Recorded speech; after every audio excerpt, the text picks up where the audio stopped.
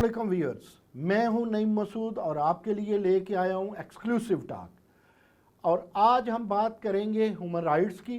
देखिए, human rights हो, democracy हो, समाजियात हो, इंसानियात हो, ये एक ऐसा कॉम्प्लेक्स है, एक घर से शुरू होता है, महल्ले तक जाता है, महल्ले से निकलता है, शहर तक जाता है और शहर से ये रियासत तक जाता है। अगर ह्यूमन राइट्स की कंडीशन किसी भी मुल्क में अच्छी है तो ये आंखें बंद करके समझ लीजिए कि वो मुल्क अच्छा है, वहाँ के लोग अच्छे हैं, वहाँ की रवायात अच्छी हैं, वहाँ पर रवादारी है, वहाँ पर ईमानत का ख्याल रखा जाता है, वहाँ पर दयानतदारी है और वहाँ पर कानून का एहतराम है। सो ह्यूमन राइट्स को दूसरे लफ्ज़ों में मैं कहा करता हूँ कि ये ह्यूमैनिटी की शाहरा है। आज हमारे पास जो हमारे गेस्ट हैं, एक हरदल अजीज शख्सियत, एक माहिर कानून भी हैं और उसके अलावा सोशल एक्टिविस्ट में एक बड़ा नाम, जिन्होंने इंसानियत के ज़ख्मों पर हमेशा मरहम रखी, बल्कि मैं कभी कभी कहा करता हूं कि ये मरहम अपने हाथ ही में रखा करते हैं। तो आपको मिलाते हैं आज के गेस्ट से। अब्दुल्ला मलिक आज हमारे गेस्ट हैं। अस्सलाम वालेकुम सर। वालेकुम सलाम। अब्दुल्ला मलिक साहब, आज हम दुखती हुई रगों पे हाथ रखने जा रहे हैं। आज हम इंसान और इंसानियात की बात करने जा रहे हैं। तो आप और मैं समझते हैं इंसान की बात करें तो समाजियात और सियासियात भी बीच में आती है। तो थोड़ा सा मेरे व्यूअर्स के लिए आप डिफाइन करेंगे कि व्हाट इज़ ह्यूमन राइट। देखिए, जब भी कोई बच्चा पैदा होता है तो फितरी तौर पर उसके हकूक़ भी साथ आ जाते हैं। मसलन माँ बाप उसकी परवरिश करते हैं, माँ बाप की ज़िम्मेदारी होती है उसको फूड फीड, उसकी अच्छी तालीम दें। ये तो एक हमारे इस्लामिक पॉइंट ऑफ व्यू से है। इसके साथ साथ जो ही वो ग्रो करता है और फिर उसका एक माशरा तश्कील पाता है तो फिर माशरे में उसके हकूक़ आ जाते हैं। फिर जब वो किसी मुल्क का शहरी होता है तो फिर उस मुल्क का जो रियासत होती है उसकी ज़िम्मेदारी आ जाती है कि वो अपने शहरियों के हकूक़ का तहफ़्फ़ुज़ करे। जैसे हमारे यहाँ जब 1956 का कानून आया तो उस वक़्त 19 जो पहले चैप्टर आर्टिकल थे उसको ह्यूमन राइट से रिलेट करते थे। फिर जब 1962 का हमारा कॉन्स्टिट्यूशन आया तो 22 जो आर्टिकल थे वो बुनियादी इंसानी हकूक़ से तल्लुक़ रखते थे। फिर 1973 का जब कानून बना उस वक्त अभी हमारे यहाँ कोई 28 के करीब जो आर्टिकल हैं वो हमारे बुनियादी इंसानी हकूक़ से तल्लुक़ रखते हैं। जब आपको याद होगा कि जब 1945 में जब यूनाइटेड नेशन का चार्टर क्या अमल में आया और एक मुख्तलिफ़ अक़वाम की यूनाइटेड नेशन बनाई गई, तो यूनाइटेड नेशन का जो चार्टर है उसमें भी बुनियादी इंसानी हकूक़ जो चैप्टर हैं वो मेंबर ममालिक के लिए जिन जिन ने उस चार्टर पर साइन किए थे उन्होंने भी उनको लागू किया। तो बुनियादी तौर पर कहने का मकसद ये है, एक फितरत आपको आपके हकूक़ देती है, फिर एक रियासत आपको अपने हकूक़ देती है। फिर रियासत साहब ज़रा ठहर जाइए, आपने रियासत का नाम तीसरी दफ़ा लिया तो जो आपने रियासत का नाम लिया मेरे जहन में एक ही बात आई कि हमारे जैसे बहुत सारे दोस्त कहते हैं कि रियासत माँ जैसी होती है। माँ तो बहुत बड़ा लफ्ज़ है, यानी जहाँ मोहब्बत की इंतहाएं ख़त्म हो जाए वहाँ माँ का प्यार शुरू होता है। तो आपको लगता है कि हमारी रियासत या कोई रियासत, पहले तो मुझे बताइए कि अपना पाकिस्तान, ये जो रियासत है ये आपको कहाँ कहाँ माँ जैसी लगती है, कहाँ कहाँ सतीली माँ जैसी लगती है, और दुनिया ग्लोबली अगर देखें तो कहाँ कहाँ रियासत वाक़यातन माँ है? देखिए, ये एक बड़ा लंबा और ये एक बड़ा क्रिटिकल क्वेश्चन है जो आपने पूछा है और हमारे यहाँ बुनियादी तौर पर ये सवाल बड़ा डिस्कस किया जाए। आपने सही कहा कि जो रियासत होती है, मैंने ये नहीं कहा कि पाकिस्तान की रियासत, मैंने रियासत की बात की है कि आपने बिल्कुल सही कहा कि जो रियासत होती है वो माँ की जैसी होती है, जिसे हम कहते हैं कि सोशल जो रिस्पॉन्सिबिलिटीज़ होती हैं उसमें माँ उसका तहफ़्फ़ुज़ करती है। और मैं आपको थोड़ा सा ना तल्ख़ बात ये कहता हूँ कि देखिए, जब क्या में पाकिस्तान अमल में लाया जा रहा था तो उस वक्त एक वन नेशन थी। कि वन नेशन इसलिए थी कि अंग्रेज़ साम्राज्य भी और जो हिंदू बनिया था, दोनों ने जो उस वक्त मुस्लिम कम्युनिटी थी उनके हकूक़ गज़ब कर रखे थे। फिर जब लोगों के हकूक़ गज़ब किए कर हो गए, फिर कायद आज़म ने एक नेशन बनाई। अब उस नेशन को एक रियासत चाहिए थी, एक मुल्क चाहिए था। 1947 में मुल्क बन गया। बदकिस्मती से 60s में जो इरा आया तो उस वक्त ये बड़ी अलवारे में बात आप बता रहे हैं, जब 60s का इरा आया तो वो जो एक स्टेट थी जो बनी 1947 में, वो आहिस्ता आहिस्ता नेशनल सिक्योरिटी का उसने रूप धार लिया। वो जो वेलफेयर का कंसेप्ट था वो एलिमिनेट हो गया और जितने भी हमारे यहाँ डेवलपमेंट्स हुई, जितने भी इदारे बने, वो फिर उस قوم کو بچانے کی بجائے ریاست کو بچانے پہ لگ گئے، اور 60 سے لے کر آج تک ہم ویلفیئر اسٹیٹ بڑی ایک دیکھی جائے تو بڑی سمپل بات ہے، سمجھی جائے تو بڑی مشکل بات ہے عبداللہ ملک. آپ نے ایک طرف ریاست کا نام لیا، ایک طرف نیشن کا نام لیا. میں نہیں پوچھوں گا کہ ریاست اور نیشن میں کیا فرق ہے، لیکن ایک بات مجھے بتا دیجئے کہ کیا ہیومن رائٹس جو ہیں یہ زیادہ قریب تر ہیں آمریت کے یا یہ زیادہ قریب تر ہیں جمہوریت کے؟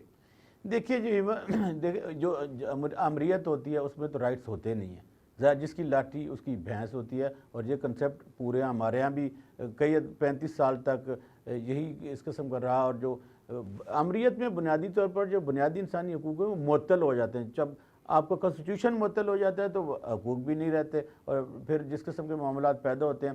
ہاں جو ڈیموکریٹک ویلیوز ہوتی ہیں ان میں جو انسانی بنیادی حقوق، ہاں ایک بات بڑی کلیئرٹی کے ساتھ میں یہ ہونا چاہیے کہ حقوق انہی کی ہوتے ہیں جہاں انسانیت ہوتی ہے. یہ بڑی سمجھنے کی بات ہے. جب ہیومینٹی ہی نہیں ہوگی، انسانیت ہی نہیں ہوگی، پھر حقوق کیسے؟ مثلا ہم آج کل پہلے 1943 میں ایک نیشن تھے، ایک ہمارے بہت بنیادی حقوق تھے.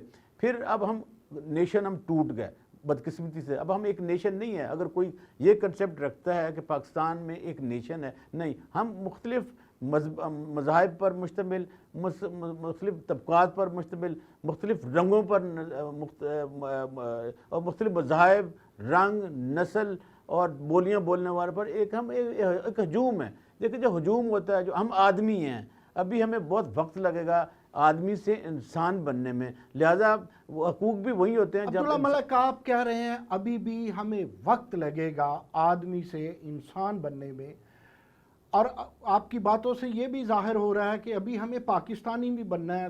70 سال سے زیادہ کا وقت گزر گیا، تو کب انسان بنیں گے، کب پاکستانی بنیں گے؟ لیکن ایک بات دیکھیے، مختلف مذاہب ہوں، مختلف کلچر ہوں، جب لوگ ایک جگہ ایک ریاست میں رہتے ہیں، وہاں ڈیفرنٹ سٹیٹس ہوں یا ڈیفرنٹ صوبے ہوں، لیکن جب وہ ملتے ہیں ایک آئین کے تحت، کسی اصول، کسی ضابطے کے تحت رہتے ہیں، تو میرے خیال میں تو وہ نیشن بن جاتے ہیں.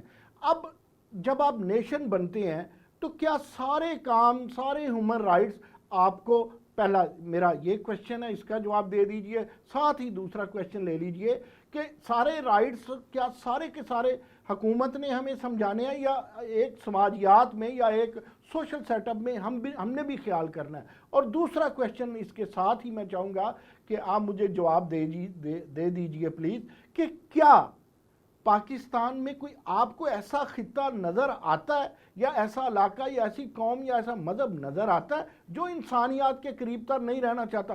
میرے خیال میں تو ہر کوئی رہنا چاہتا ہے، رہ کیوں نہیں پاتا؟ وجہ کیا ہے؟ بنیادی طور پر آپ نے بالکل صحیح کوشچن کیا. دیکھیں حقوق وہاں ہوتے ہیں جہاں کانسٹیٹیوشن ہوتا ہے. جب اب ہمارا جو کانسٹیٹیوشن ہے 1973 کا، اسے ہم کہتے ہیں کہ یہ ایک سوشل کنٹریکٹ ہے، یعنی عمرانی معاہدہ ہے. کس کے درمیان؟ اس ریاست کے شہریوں کے اور ریاست کے درمیان. وہ بائنڈنگ فورس ہوتا ہے، اور اس جو عمرانی معاہدہ ہوتا ہے اس میں کچھ اوبلیگیشن ہوتی ہیں، یعنی کہ کچھ حقوق ہوتے ہیں اور کچھ فرائض ہوتے ہیں. مثلا ریاست نے کیا آپ کو دینا؟ ریاست نے آپ کو لائف کی پروٹیکشن دینی ہوتی ہے، ریاست نے آپ کو ہیلتھ کی فیسلٹی دینی ہوتی ہیں، ریاست نے آپ کو ایجوکیشن کی فیسلٹی دینی ہوتی ہیں، جیسا کہ آپ ماشاءاللہ خود اس درس و تدریس سے وابستہ ہیں. یعنی کہ اب ہم کہتے ہیں کہ 6 سال سے 16 سال کا جو بچہ ہے وہ ریاست کا بچہ ہے، اور ریاست نے اس کو کمپلسری اور ضروری تعلیم اور معیاری تعلیم اور مفت تعلیم دینی ہے. کیا وہ ریاست یہ اپنا کام کر رہی ہے کہ نہیں؟ کہ پھر ریاست آپ کو چلنے کی اجازت دیتی ہے، پھر ریاست آپ کو ریاست سے سوال کرنے کی اجازت دیتی ہے، جیسے کہ ہمارا آرٹیکل 19A ہے، ایکسیس ٹو انفارمیشن، آزادی اظہار جسے ہم کہتے ہیں. پھر ریاست آپ کو پولیٹیکل پارٹیز بنانے کی اجازت دیتی ہے، ریاست آپ کو بزنس کرنے کی اجازت دیتی ہے، جیسے کہ ہمارا آرٹیکل 18 ہے. ریاست آپ کو بنیادی انسانی حقوق سکھاتی ہے. پھر ریاست آپ سے مانگتی کیا ہے؟ ریاست آپ سے جو ہمارے آئین کا آرٹیکل 5 ہے وہ کہتا ہے کہ آپ پر جو بائنڈنگ ہے کہ آپ جو ریاست کے جو قوانین ہیں اس کے نہ صرف پیروی کریں بلکہ اس کو مانے بھی صحیح. عبداللہ ملک آپ کہتے ہیں اسے مانے تو صحیح، ہم نے مان لیا کہ آپ 7th آرٹیکل سے لے کے 1973 کا جو آئین ہے، 7th آرٹیکل سے یعنی دفعہ 7 سے شروع ہوں، 7 سے لے کے 28 تک آپ کو ह्यूमन राइट्स मिलेंगे, freedom of religion, freedom of speech, आपको एजुकेशन की सहूलतें, आपके दवा दारू का बंदोबस्त, ऐसा सब कुछ आइन में तो मिलता है, लोगों को क्यों नहीं मिलता? इसलिए कि आगे बाइंडिंग फोर्स ये ना कि वहाँ एक हुकूमत होगी, हुकूमत कौन सी होगी, उस रियासत के अंडर होगी, रियासत कौन होगी, जो माँ के जैसी होती। अब देखो ना, रियासत अगर माँ का किरदार अदा नहीं कर रही, फिर ये कि जो हकूक डिलीवर करने वाले होते हैं वो लोग होते हैं जो आपके वोट से, पर्ची से इलेक्टेड होते हैं। अब कॉन्स्टिट्यूशन ही में जब आप लेजिस्लेशन करते हैं तो लेजिस्लेशन बनाने वाले कौन होते हैं? वो लोग जो दूसरों के लिए कवानीन आइन साजी करते हैं, उनके राइट को डिफेंड करने के लिए। अब जो कानून बनाए जाते हैं, जो बनाता है बदकिस्मती से उस पर अमल दरामद नहीं करता, और जिसके लिए बनते हैं उसको मालूम ही नहीं होता। और हमारे यहाँ यही है कि जिन्होंने बनाए हैं वो उनको मानते नहीं हैं, जो जिनके लिए हैं उनको मालूम ही नहीं। आपने बड़ा अच्छा क्वेश्चन किया है। देखिए एक्सक्लूसिव टॉक आपसे ये पूछती है और वो ये समझना चाहती है कि अदालतें मौजूद हैं, अदलिया के अलावा असम्बली मौजूद है, इंतज़ामिया मौजूद है, लेकिन शहरी को ना पानी मिलता है, ना शहरी को अदल मिलता है, ना शहरी को दवा मिलती है, ना शहरी को एजुकेशन मिलती है, जिसकी जिम्मेदारी रियासत ने ली। अगर शहरी के पास पैसा है तो उसको दारू वाला भी मिल जाता है, दवा दारू भी मिल जाती है। अगर उसके पास पैसा नहीं है तो उसके पास सिस्कियाँ हैं। तो मुझे बताइए, ये 8 से लेके दफ़ा 7 से लेके दफ़ा 28 तक इसके सारा मुताले को या इसके नताइज को मैं कहाँ ढूंढूं? क्यों नहीं मिलते मुझे? अदलिया का कसूर है, पार्लियामेंट का कसूर है, इंतज़ामिया का कसूर है, या नईम मसूद और अब्दुल्ला मलिक का कसूर है? देखिए ये बड़ा मुश्किल सवाल है। मुश्किल सवाल इस सेंस में है, देखिए रियासत जब कहते हैं माँ, वो वेलफेयर, वो होती है वेलफेयर स्टेट। आप अब्दुल्ला मलिक बार बार माँ का तज़किरा कर रहे हैं। आप देखें कि 70 साल से ज़्यादा में आपके पास सौतेली माँ अमरीत की शक्ल में कितनी देर रही, और आपकी जो हकीकी माँ है, जिसे सखी माँ कहेंगे, जमहूरियत की शक्ल में, वो कितनी देर रही। पहले तो देख लें कि क्या सौतीली माँ हकीकी माँ जैसी हो सकती है? तो जब माँओं का ये अदल बदल हो तो मैं ह्यूमन राइट्स कहाँ से दूँ? मैं वही कहने लगा था, आपने बड़ा एक मेरा मसला आसान कर दिया।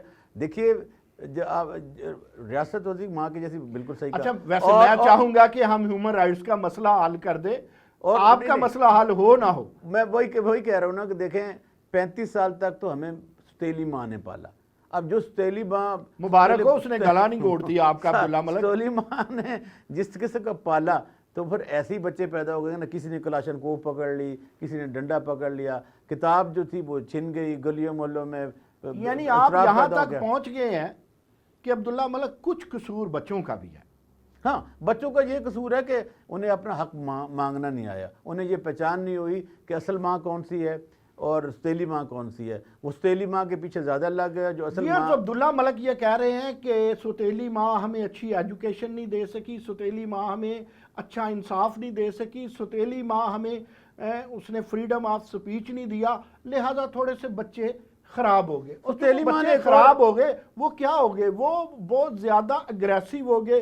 वो मज़हब पे उन्होंने लड़ना शुरू कर दिया, उन्होंने महलों में लड़ना शुरू कर दिया, उन्होंने सूबे के हवाले से लड़ना शुरू कर दिया, शहर के हवाले से लड़ना शुरू कर दिया।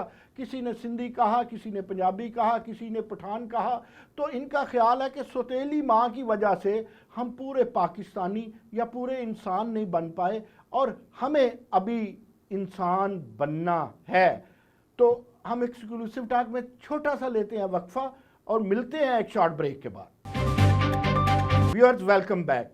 मैं हूं नईम मसूद, अब्दुल्ला मलिक मेरे साथ हैं और चल रही है एक्सक्लूसिव। एक बात मैंने ऐड करनी है। देखिए सौतेली माँ ने यही नहीं किया, आपने जो बात शुरू की बड़ी अच्छी है। सौतेली माँ ने चारों भाइयों को ना अलग अलग कर दिया। शौकन का किरदार भी, बहन कोई नहीं थी बीच में क्या? बहन जो है ना, बहन तो अभी मकबूजा है। अच्छा। इसलिए वो उसका हम जिक्र नहीं करते। जो 4 भाई थे उनको अलबत्ता रियासत ने अलग अलग कर दिया। अब वो अपने अपने हकूक ढूंढ रहे हैं, और उन जो बहन भाई जो चारों में अब रहते हैं, कुंबे रहते हैं, अब उन्होंने अपना कल्चर भी अलग कर दिया, ज़बान भी अलग कर लिया, इलाका भी अलग मांगते हैं। अब वो आज़ादी मांगते हैं। जब वो आज़ादी मांगते हैं तो आपको पता है आज़ादी मांगने वालों को क्या मिलता है? डंडा मिलता है। और जब डंडा आता है तो फिर उसमें राइट साइड नहीं रहते। अब्दुल्ला मलिक, आज़ादी तो मिलती है कुर्बानी के बाद। तश्तरी में रख के आज़ादी ना हमने मिलती देखी, ना किसी को मिली। لیکن آپ نے جو مقبوضہ کی بات کی، مجھے اس کوشچن کے بعد مقبوضہ کشمیر میں بھی ہیومن رائٹس ہیں کہ نہیں؟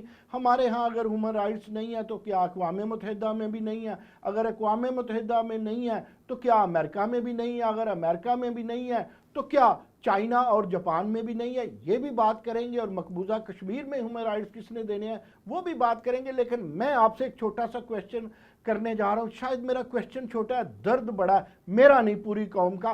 آپ ماہر قانون ہیں، مجھے بتائیے کہ ایک آدمی جاتا ہے انصاف لینے کے لیے ہائی کورٹ میں، وہ وہاں پہ ریٹ پٹیشن ڈالتا ہے، اس کی ریٹ کا فیصلہ آتا ہے، وہ بڑا خوش لے کے آتا ہے، آخری جملہ لکھا ہے ریٹ از ڈسپوزڈ آف، اور محکمے کو کر دی جاتی ہے ڈائریکشن۔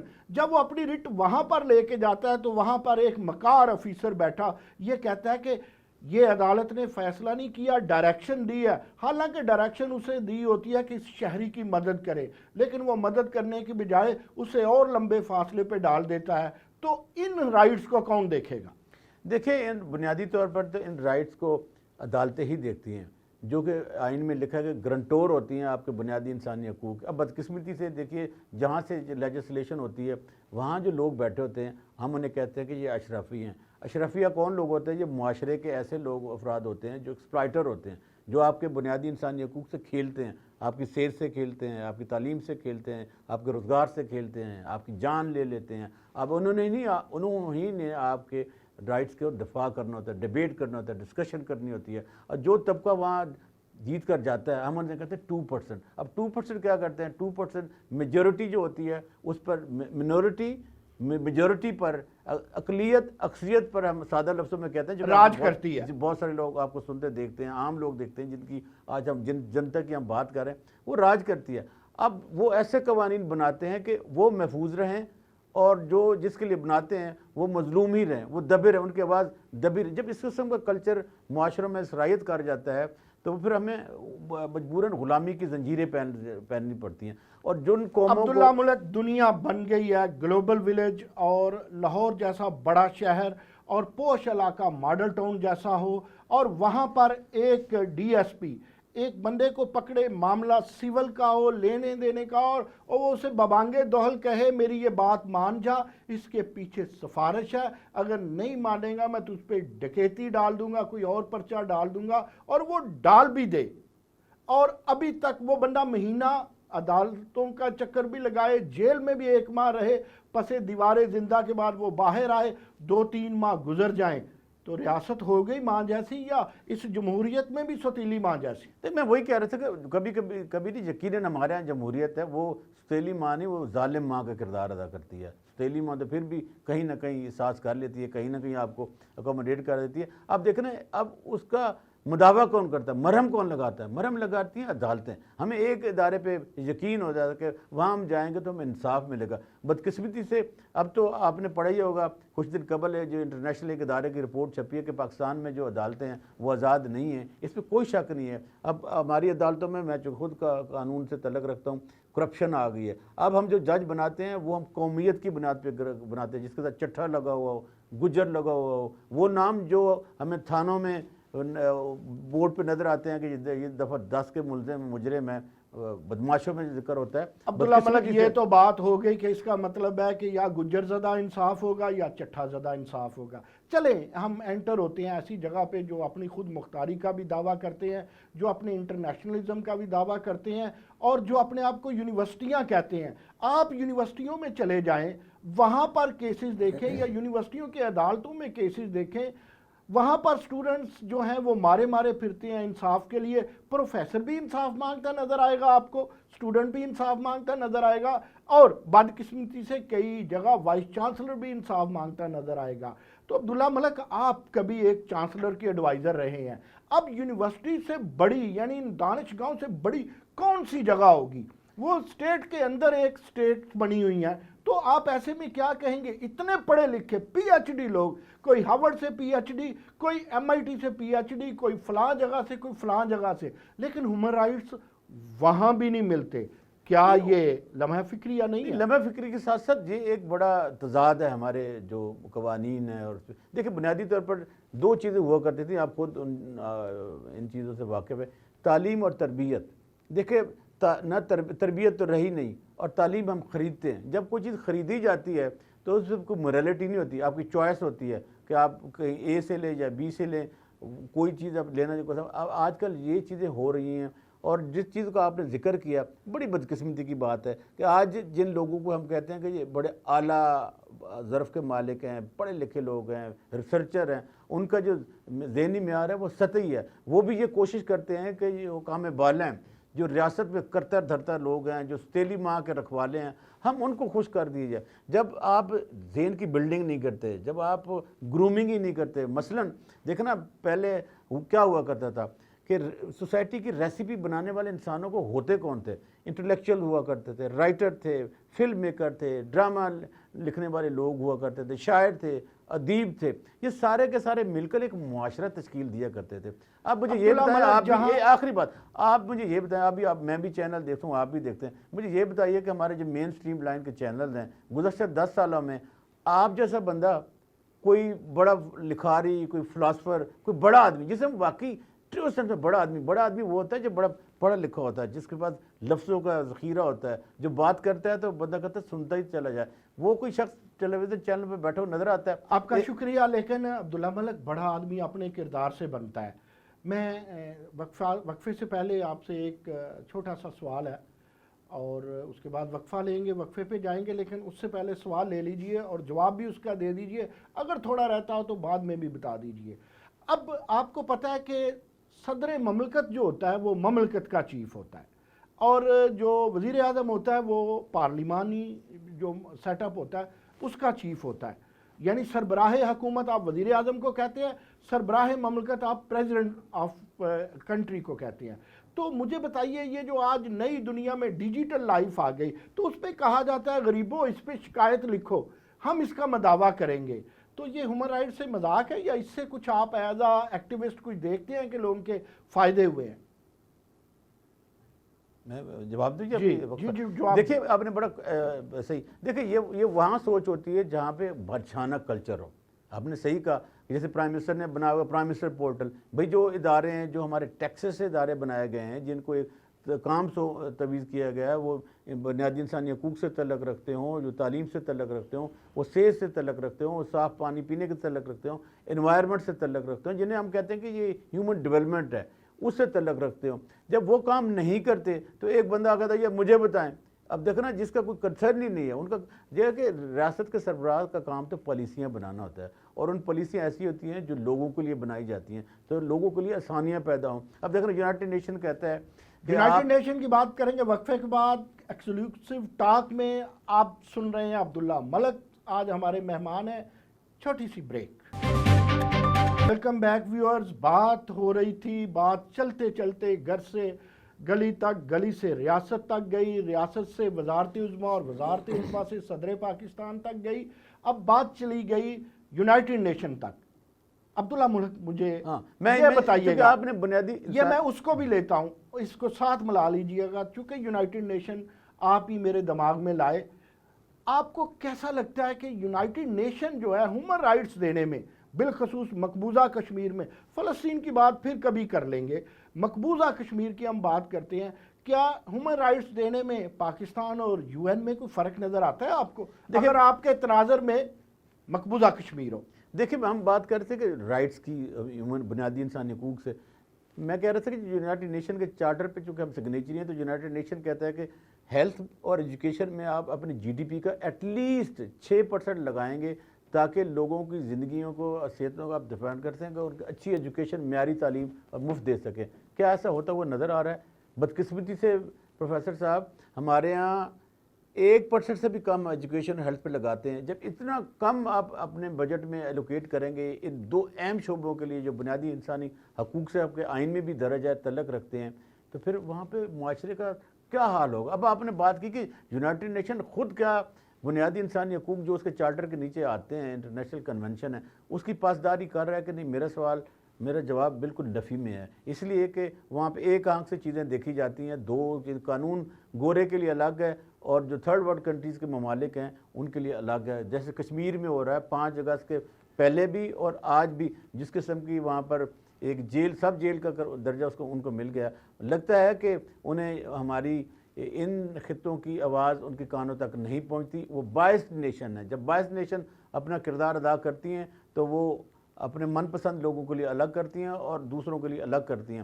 شاید اگر ایک کوئی اور کمیونٹی وہاں رہ رہی ہوتی مقبوضہ کشمیر میں اور ان کے حقوق کو اگر انڈین فورسز اس قسم کا سپائل کر رہی ہوتی تو پھر شاید یونائٹڈ نیشن کیا پوری دنیا چلا اٹھتی. پوری دنیا کی سڑکوں پر بنیادی انسانی حقوق سے تعلق رکھنے والے لوگ کارڈ پکڑ کے لے رہے ہوتے. عبداللہ ملک، سچی بات یہ ہے کہ یونائٹڈ نیشن نے بھی جو دکھ ہیں مقبوضہ کشمیر کے لوگوں کے، ان کے دکھوں پر نہ کوئی مرہم رکھا اور نہ ہی کوئی دوا سوچی. لیکن ہم آتے ہیں پاکستان میں، ہم یونائٹڈ نیشن سے ریکویسٹ ہی کر سکتے ہیں کیونکہ لاٹھی ہمارے پاس نہیں ہے جس سے یونائٹڈ نیشن جیسی بھینس کو ہانکا جائے، وہ امریکہ کے پاس ہے. لیکن آپ مجھے بتائیے، with the passage of time یونیورسٹیاں بہت بن گئی، کالجز، تعلیم، آپ کے میرے گھر میں، یہ جو کیمرے والا کھڑا ہے اس کے گھر میں تعلیم ہی تعلیم ہے، پھر بھی عزت کے نام پہ خواتین کا قتل.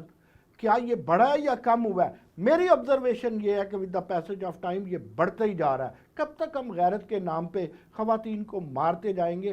کب ہم خواتین کو اپنا حصہ بنائیں گے اپنی زندگی کا، اپنی پروگرس کا، اپنی ریاست کا، اور ہم جتنی ان کی عزت ہے، جتنی اسلام نے ان کو عزت دی ہے، کب دیں گے؟ دے بھی پائیں گے؟ دیکھیں، اس میں تو کوئی شک نہیں ہے کہ اسلام جو ہمارا ایک یونیورسل ریلیجن ہے اور ہیومن پروٹیکشن کی اور رسپیکٹ کی مختلف جو طبقات ہیں ان کی بنیادی حقوق کو ڈیفینڈ کرتا ہے. آپ صلی اللہ علیہ وسلم کی زندگی تو بھرپور ہے اس شعبے میں.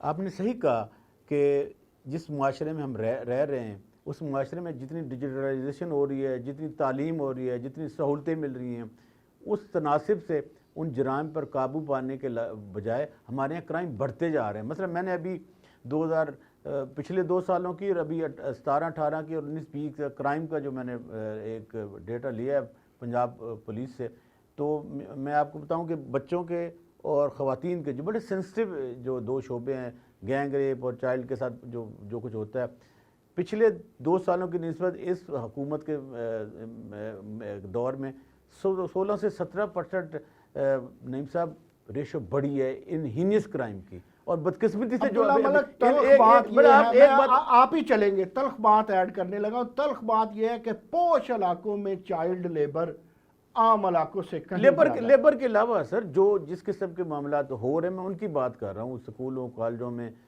مدرسوں میں، ایون کہ جہاں پر کہ ہمارے یہاں تربیت اعلیٰ دی جاتی ہے.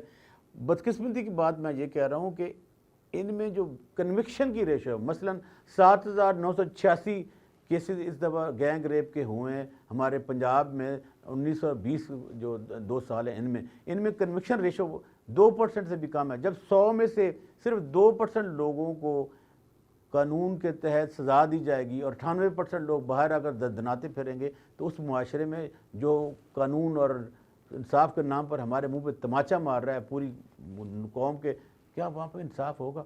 کیا 5 سال کی بچیاں، 3 سال کی بچیاں ہمارے ہاں آج ہاتھوں میں اٹھا کے پھر رہے ہوتے ہیں، پروٹیسٹ کر رہے ہوتے ہیں، ریپ ہو گئی، مرڈر ہو گیا، تو اس کا ذمہ دار کون ہے؟ عبداللہ ملک، ایک جاتے جاتے آپ سے کچھ کانسیپٹ اپنا کلیئر کرنا ہے. کچھ دوستوں کے کانسیپٹ ہوں گے، کچھ ویورز کے ہوں گے.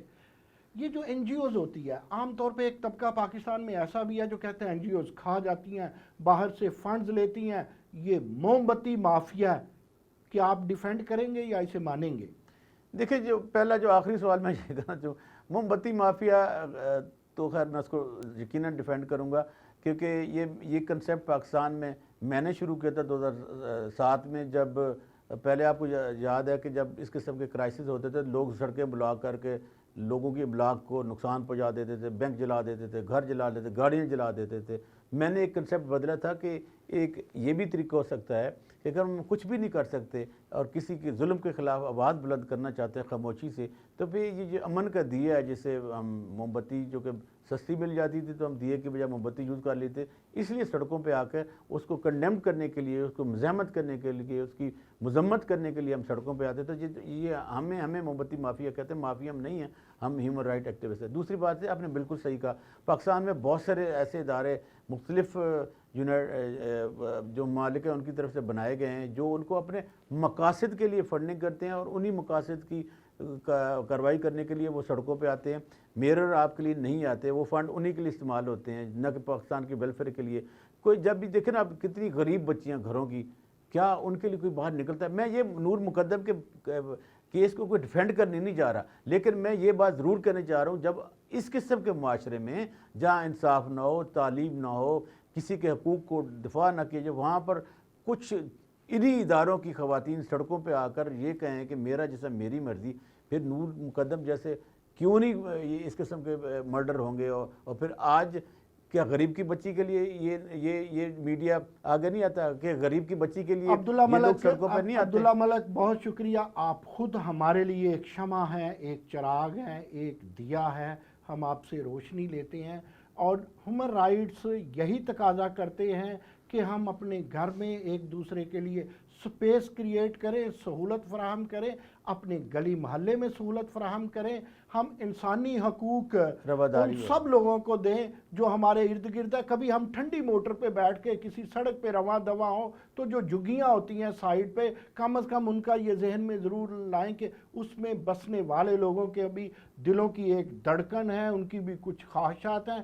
سو ہمیں انصاف کے لیے، محبت کے لیے، دوا کے لیے، دارو کے لیے، اور ان لوگوں کو اپریشیٹ کرنے کے لیے ہم سب کو اس پہ کام کرنا ہوگا، صرف حکومت کی طرف نہیں دیکھنا ہوگا۔